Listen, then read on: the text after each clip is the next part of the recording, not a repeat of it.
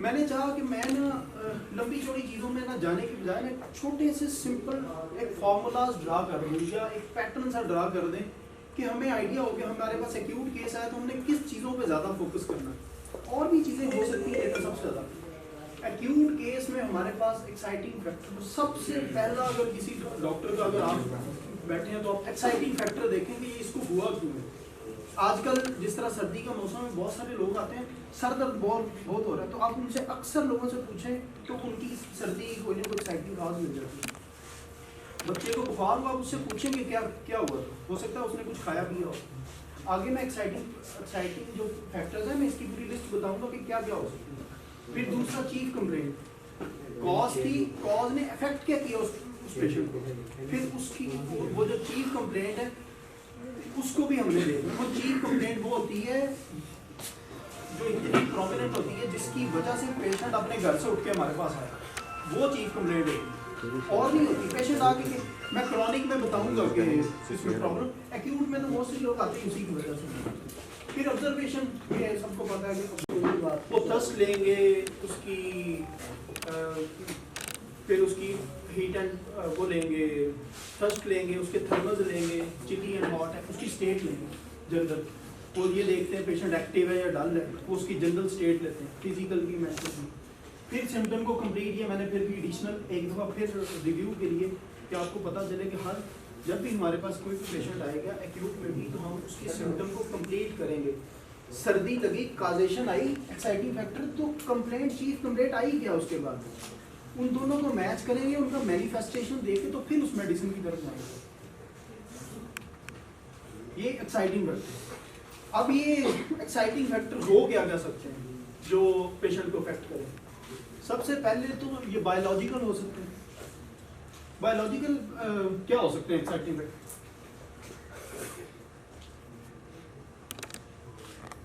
जितने बैक्टीरिया हैं, वायरसेस हैं, मलेरिया हो गया किसी को, ये सारे बायोलॉजिकल है ना, बायोलॉजिकल सारे। फिर environmental causes, extreme cold, extreme war, AC में किसी को प्रॉब्लम, किसी को अचानक पार्शल पाँव ठंडे लग गए फर्श पे तो तब किसी को इशू आता है। फूड से होने लगे, कुछ ठंडा खा लिया, गर्म खा लिया, कुछ पानी बहुत ज़्यादा पी लिया, ओवर ईटिंग कर ली, तो हम एक्साइटिंग, हम देखते हैं कि क्या हुआ। ये सारे जो फैक्टर हैं जी हमें लीड करते हैं पेशेंट को उसकी सफरिंग को निकालने के लिए। फिर उसके मेंटल लेवल पे हो सकता है, अचानक कोई शॉक हुआ पेशेंट को, इग्नेशिया जिस तरह अक्सर रहते हैं, किसी की डेथ हुई। इमोशनल लेवल पे ये एंगर, गुस्सा, अक्सर मैंने देखा गुस्से की वजह से वॉमिटिंग आती है किसी पेशेंट को, नक्सोन इतना कॉलसन इस तरह में, जेलसी, प्राइड। ये जेलसी अगर आप इमोशनल लेवल पे देखें तो मैं आगे एक अपना केस में थोड़ा सा बताऊँगा। जेलसी बच्चों में अक्सर बड़ी होती है। बड़ा बच्चा था, छोटा एक बेटा और अल्लाह ने दे दिया, वो कहता है ये तो मेरी जगह थी, वो जेलसी फील करता है। और उसमें आप अगर थोड़ा प्रोब करें तो हमें मिल जाता है कि वो माँ बताएगी कि इसको ये इश्यूज़ है। ये तब से ही है। मेरे पास एक बच्चा था तो उसकी वालदा ने कहा डॉक्टर साहब जब से छोटा बेटा पैदा हुआ है ना, हालांकि बड़े भी हैं उस बेटे, तब से इस बच्चे की ज़िंदगी खराब है, उसको स्किन कंप्लेंट थी कोई, तो जो भी हम मेडिसिन देंगे उसमें ये जेलसी वाला आंसर अगर हम ना देखें, मेडिसिन में अपने फोकस ना करें तो पेशेंट सॉल्व नहीं होगा। फिर फिजिकल लेवल पे उसके मेंसेस, स्वेट्स, ये स्टूल्स। फिर सेकंड ये कि प्रेजेंटिंग कंप्लेंट होती कौन सी है। एक तो वो इंटेंस हो, जो हमारे पास प्रेजेंटिंग कंप्लेंट कहते हैं उनको कि पेशेंट जिसकी वजह से हमारे पास चल गया हो ये। और एक और एक्यूट केसेस में ऐसा होता है कि हमारे लोग ना जब हम प्रेस्क्राइब करते हैं, अब एक पेशेंट आया वो खांसी के साथ आया, उसने कहा डॉक्टर साहब सर दर्द बहुत है, तो आपने उससे पहले पूछना उसका क्रोनोलॉजिकल आ गया ना, तो सर दर्द से पहले क्या, वो कहता डॉक्टर साहब खांसी बहुत आ रही है, तो हमारे लिए खांसी बहुत ज़्यादा है कि उसको जब से कफ है उसकी वजह से रिस्पॉन्स उसको हेडेक है। तो फिर हमने एक तो ये इसको बड़ा जो चीफ कंप्लेंट है उसको बहुत ज़्यादा मद्देनजर रखना है। अगर हम नहीं रखेंगे तो होगा क्या, हम गलत सिम्टम लेंगे, गलत मटीरिया मेडिका में किसी और मेडिसिन में चले जाएंगे, गलत रेमेडी में चले जाएंगे, अल्टीमेटली ये फेलियर होगा। और एक्यूट केसेस में हमें दूसरा चांस नहीं मिलता। होम्योपैथिक में बहुत सारे लोग एक्यूट केसेस नहीं डरते हैं, उनको लगता है कि ये सॉल्व नहीं होता।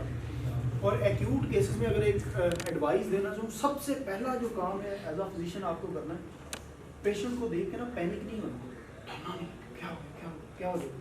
बड़े आराम से देखें, उसे ऑब्जर्व करें, उसकी कॉल रूल आउट करें, और अगर आप थोड़ा थोड़ा इस तरह करने लग जाएंगे, आपसे और बहुत सारे मेडिकल्स आप लोगों से होने शुरू हो जाएंगे। फिर क्वालिफाई जब तक सिम्टम ना करे कोई, मैंने जिस तरह पहले बताया कि हमारे पास जिस अब एक बच्चा हमारे पास आता है तो वालदा से कहती है कि डॉक्टर साहब डरता है, हर बच्चा डरता है। अगर तो वो इतना डरता है, वो माँ कहे कि रात को मेरा हाथ पकड़ के सोता है, फिर वो सिम्टम बनेंगे। अदरवाइज ना थोड़ा बहुत सारे ही डरते हैं। हमने नॉर्मल से डेविएशन तक देखना होता है कि डेविएशन है भी या नहीं। जब तक वो क्वालिफाई नहीं करेगी तो हम उसको प्रेजेंटिंग कंप्लेंट नहीं लेंगे। फिर वो ये बात कि learn to ignore the common things, focus on peculiar. Common disease की सिम्टम पे हम प्रिस्क्राइब नहीं करते। अगर हम करेंगे तो मोस्टली कभी रिजल्ट आएंगे, कभी नहीं आएंगे। उस पेशेंट की पेक्यूलियर सिम्टम्स पे हमने प्रिस्क्राइब। फिर ऑब्जर्वेशन है। ऑब्जर्वेशन ये बहुत इट्सल्फ एक बहुत बड़ा टॉपिक है। सबसे पहले तो हमने पेशेंट को ओवरव्यू करना होता है, हेड टू टो।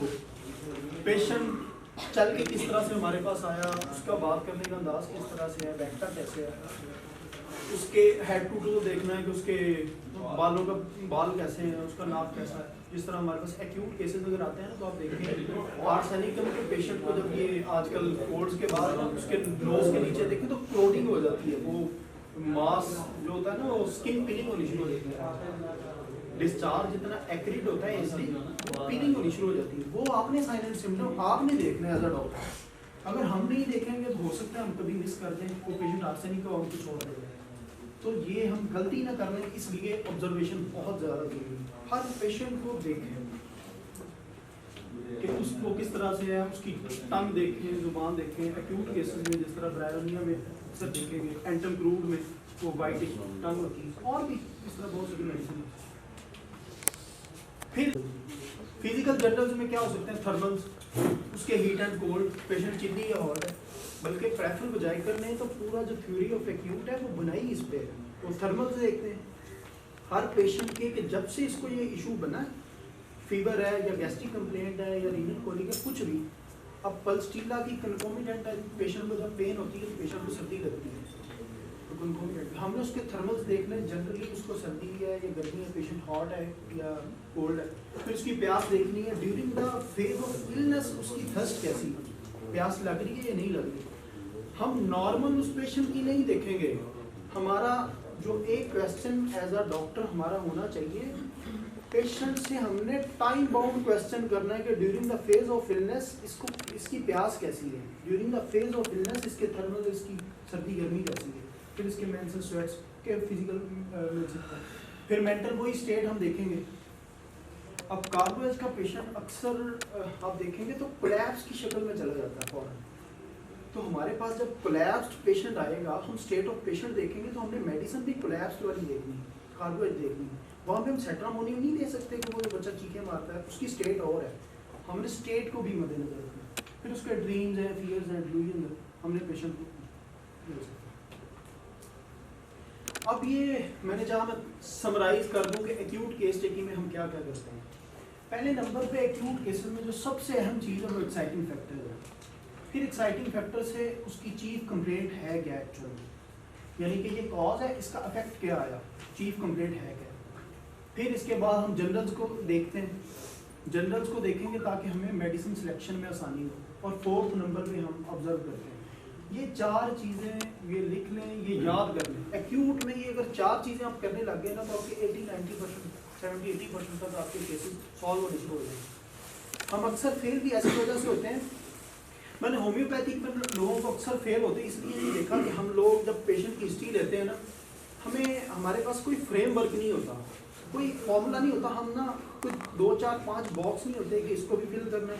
पैथोलॉजी वाले को भी कर लिया, फिर इसके बाद जनरल सिम्टम्स को कर लिया, मैज़म को कर लिया। वो अगर इस तरह से हमारे पास होंगे तो हमारे सक्सेस के चांस बढ़ जाएंगे।